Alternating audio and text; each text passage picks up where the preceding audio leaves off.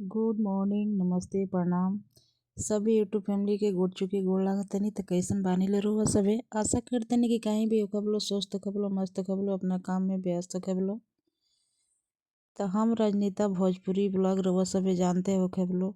अगर नहीं लो जाना तो जाने की कोशिश करी लो, जाई लो यूट्यूब पे और सर्च करी लो रजनीता भोजपुरी ब्लॉग। रजनीता भोजपुरी ब्लॉग हमारा चैनल के नाम बटे, रजनीता भोजपुरी ब्लॉग। रउआ सभी सर्च मार के एक बार जरूर देखी लोगिन और चैनल के सब्सक्राइब करी लो, लाइक करी लो, शेयर करी लोगिन। और सुबह के टाइम होताटे, हम झाड़ू पोछा करके और नहा धोआ के कपड़ा पसार रहल बानी। रउआ सभी देख सकत इन लो, ठीक ना। हम आज 5-6 दिन से वीडियो यूट्यूब पे नहीं डाल पावत, काहे से कि हमार तबीयत खराब रहल हटे और सासू माँ के सारा काम धंधा करे के पड़ता, जैसे कि खाए के पानी सब बनावे के पड़ता, बाहर के काम भी करे के पड़त हटे। तो रउआ सबके मालूम में बाटे कि कोनो उतना सीरियस तबीयत खराब नहीं भई रहला, थोड़ा बहुत तबीयत खराब रहल हटे। जौन की जे चौका घर में आदमी ना ढुकेला, खाए के पानी नहीं बनाइले सन। महीना में 5-6 दिन खाना सासू माँ बनावे नी, ओकरी बाद हमनी के बनावे नी जा। तब वीडियो हम ना डाल पावत रहनी हा, लेकिन आज हम ब्लॉगिंग करतानी रउआ सबके सामने परोसे खातिर। तो देखते बानी लो जे धूप निकलत नहीं खे, लेकिन फिर भी कपड़ा आदमी खींच के पसारत रहता है कि ना सूखी तो काल परसों सूखी, धीरे से सूखी। तो हम कपड़ा पसार के आ गई नी अपने तसली के पोता चढ़ावे। रउआ सभी देख सकतनी लो, कराही तसली भगवना लेके आयल बनी पोती चढ़ावे खातिर। राखी हम निकल के धैले रहनी हाँ तसली तरी आवे खातिर। त आमा राखी ले आके घूरा पे बिग देले बानी।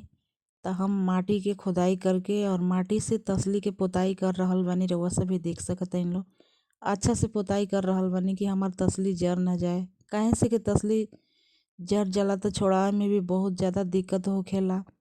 तो मिट्टी के चूल्हा पे बनावे के बाद रउआ सबके मालूम में बाटे कि गांव देहात में उतना गैस पे खाना ना बनेला, मिट्टी के चूल्हे पे खाना बनेला। तो ऐसे हम अच्छा से पोती चढ़ावतनी ताकि कढ़ाई तसली हमार जरे ना और अच्छा से पोती लग जा। ओने सासू माँ यहाँ से धरावतनी, रउआ सभी देख सकत इन लो, ठीक ना। तो ये सब काम क के आमा के दे देनी, हो जाए इकट्ठा कर देनी सब सामान। तो आमा बैठ के बना लेनी खाना। और आज भी बनावतनी, कल से तो हमरा खुद बनावे के बाटे, ठीक ना। तो हम बाल धो के नहा लेले बानी और कल से खाना हम बनाए। आज भर सासू माँ बनावतनी, ठीक ना। हमरो के भी बहुत मोह लगेला सासू माँ बनावे नी, ताकि सासू माँ के 3-3 गो पतोह रहते हुए और सासू माँ खाना बनावतनी। तो देख लो हम घर में से लेके चली आनी दाल, नमक, हल्दी सब कुछ, काहे से कि हम खाना बनावत रहनी है ना। तो सारा सामान हम यही जी छुपा के रख देते रहनी है मौका में।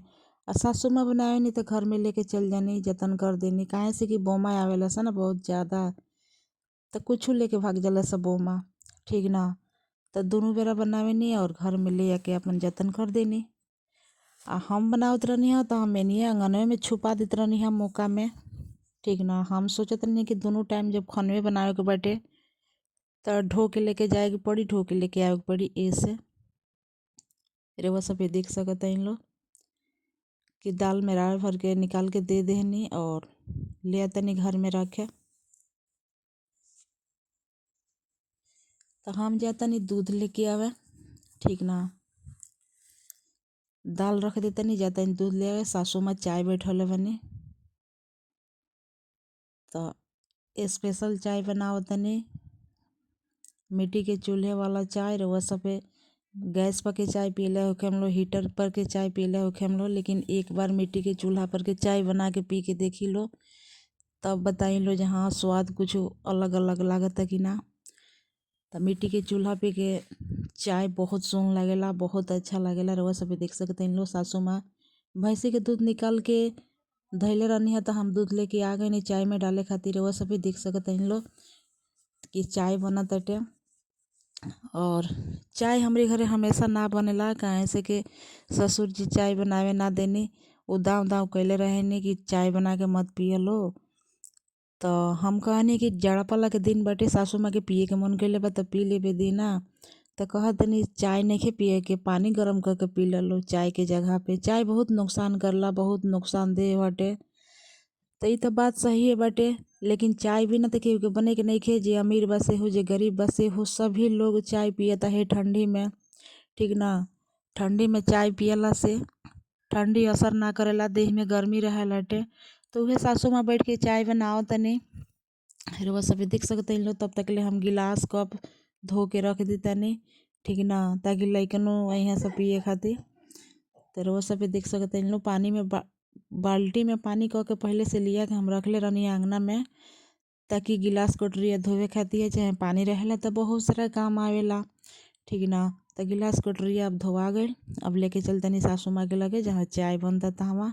रउआ सभी देख सकते लो सासू माँ चाय बनाओ तनी, एक तरफ आँच भखताटे, रउआ सभी खुद देख सकते लो। और मकई के खुट्टी झुक के बनाओ तनी। तो हमके तो बहुत मोह लागता सासू माँ बनाओ तनी। तो आज फिर से बाल धो के नहा ले बानी, तो हम बार बार दौड़ दौड़ चूल्ही के पास आओ तनी। और सासू माँ हमके आवे नहीं खे देत कि ना तू अभी चूल्ही के पास मत आव, तू आज भर चूल्ही के पास मत आव, तू कल से आई है, ठीक ना। फिर भी हमार मन नहीं खे माना, तो हम आ जाता नहीं। देखी लो सासू माँ चाय बनाओ तनी, स्पेशल चाय बनाओ तनी। और सासू माँ के हाथ के चाय बहुत स्वादिष्ट लगेला, बहुत अच्छा लगेला। रउआ सभी एक बार आके पी के देखी लोगिन, और तब कमेंट बॉक्स में बताई लोगिन कितना अच्छा हमार सासू माँ चाय बनाओ तनी। और सासू माँ के हाथ के तो मिले वाला कभी बाना, ठीक ना। हमने के कितनो बन के बनाई लेसन, तो सासू माँ जैसे खाना ना बन पावेला ना चाय बन पावेला। तो चाय बनाओ तनी तब तक ले हम मुरई काट के रख दी तनी, सब्जी बनी मुरई के, काहे से कि अपने खेत में के मुरई हटे। सासू माँ और ससुर जी बोले रहनी है लोग खेत में, तो उखाड़ के लिया के रखले रहनी है सब्जी बनावे खातिर। तो ठंडी में तो मुरई के उखात नहीं खे, लेकिन हम चोरा छुपा के मुरई खा लेवेनी, भातों से खा लेनी, रोटियों से खा लेनी। लेकिन बाकी और कोई ना खानी लो, सब्जी बन जाला, पराठा बनेला तो सभी लोग खा लेनी लो, ठीक ना। तो वह सभी देख सकते लो चाय सासू माँ बनाओ तनी, कितना अच्छा चाय डबका तटे। वह सभी देख सकते लो। एक तरफ दाल बैठा दिले बनी, जे आँच बहके ना, तो एक तरफ दाल बनता, एक तरफ चाय डबकता। वह सभी देख सकते लो सासू माँ बैठ के बनाओ तनी चाय। तो वह सभी आई लो और चाय के टेस्ट लेके जाए लो, ठीक ना। देखी लो कितना अच्छा चाय बना तटे, कितना सुंदर और बहुत खुशबूदार महकता चाय। सासू माँ के हाथ के चाय कभी मिले वाला नहीं खे, ठीक ना। तो वह सभी देख सकते हैं लो चाय बन गई। सासू माँ चाय उतार देहनी और भात के अधन चढ़ा देतनी, ताकि जब तक ले चाय वो छाने में पिए में मिलू तब तक ले अधन धिक जाई, ठीक ना। तो वह सभी देख सकते हैं लो कि छकनी धैले बनी गिलासी पे, और ई छकनी हटे हमार तिलक पर के। तो हमार तिलकहरू पर के ई छकनी हटे, अभी तक ले रखल बाटे, बहुत ढेर दिन हो गए, ठीक ना। तो वह सभी देख सकते हैं लोग चाय छाक लेनी और कप में उछलत जाए, काहे से कि हमार लइका हुआ से एक गिलास ओकने के चाही, एक गिलास चाय हमने के, एक कप से काम चल जाला। तो वह सभी देख सकते हैं लोग सासू माँ चाय ढार रहल बनी सबके पियावे खातिर। तो देखी लो कितना अच्छा चाय बनल बाटे, मिट्टी के चूल्हे के चाय हटे। रउआ सभी देख सकते हैं लोग गांव देहात में चाय ऐसने बनेला, मिट्टी के चूल्हे पे, लकड़ी पे, बहुत अच्छा लगेला। तो सासू माँ रउआ सबके चाय देता नहीं, देखी लो चाय छाक के। और हमहू गइल बनी चाय पिए खातिर, हमरो के सासू माँ बुलौनी है। तो देखी लो चाय हमहू थोड़ा से ले बनी पिए खातिर, ठीक ना। और चाय तो देखे में बहुत अच्छा लागता, लेकिन अब टेस्ट देखल जाए टेस्ट कैसन बाटे। काहे से कि हमार सासू माँ फीका चाय पियनी, चीनी कम रहेला वहाँ के चाय में, हम पियनी तो हमनी के हमरा चाय में तनी चीनी ज़्यादा लागेला, हम ज़्यादा मीठ पियनी, सासू माँ फीका पियनी। रउआ सभी देख सकते हैं लोग। तो सासू माँ चुस्की ले के चाय पी रहल बनी, और हम थोड़ा से देखा तनी चाय कैसन बाटे, चाय के टेस्ट कैसन बा। टेस्ट तो अच्छा होई, अच्छा बा टेस्ट, लेकिन तनी नमक कह तनी सॉरी चीनी कम बाटे। काहे से कि सासू माँ चीनी कम पियन, चीनी कम डालेनी, वहाँ के फीका चाय पसंद हटे, हमके मीठा पसंद हटे। तो वह सभी देख सकता इन लोग। तो वे सासू माँ से हम कहतनी कि सासू अम्मा मीठ नहीं खाए, तो अम्मा कहतनी कि ससुर जी तहर कह के गईनी है कि पानी गरम करके पी लो चाय के संती, तो माने कि हमने के पानी गरम कैले बनी जा। पानी गरम जैसे चाय लागत हटे। तो रउआ सब देख सकत लेंगे बाता कही हमने के सास पतोही कैले बनी जा, बात करते जा अपने में, हंसी मजाक हंसी ठिठोली कर रहल बनी जा चाय देख के कि चाय उतना मीठा नहीं खे। और सासू माँ कह रहल बानी कि पानी गरम हटे, पानी से अच्छे न बाटे। बाबूजी कह के गईनी है कि पानी गरम करके पी लो, तो पानी से अच्छा बाटे, चाय से अच्छा बा कि पानी गरम करके पी ला। तो सेम बाटे, रउआ सभी देख सकत लो। तो हमके तो मीठ पसंद हटे, तो हम तो अभी चाय थोड़ा से ले ले बनी, ज़्यादा नहीं ले ले। तो हमके तो अभी चीनी डाले के बाद रउआ सभी देख सकत लो हम चाय के रख देनी। और हमके हंसी आवता कि आमा कहतन कि चाय ले बढ़िया बाकी पानी गरम करके पी लेवे के, काहे से के चाय बनावे ना देम। अब चाय खातिर बहुत लागेला रोक, फिर भी हमने के चोरा छुपा के चाय बना लेनी जा। तो देखी लो हम गिलास में के चाय ढार देतनी, काहे से के मीठ नहीं खे, बहुत ज़्यादा फीका बाटे।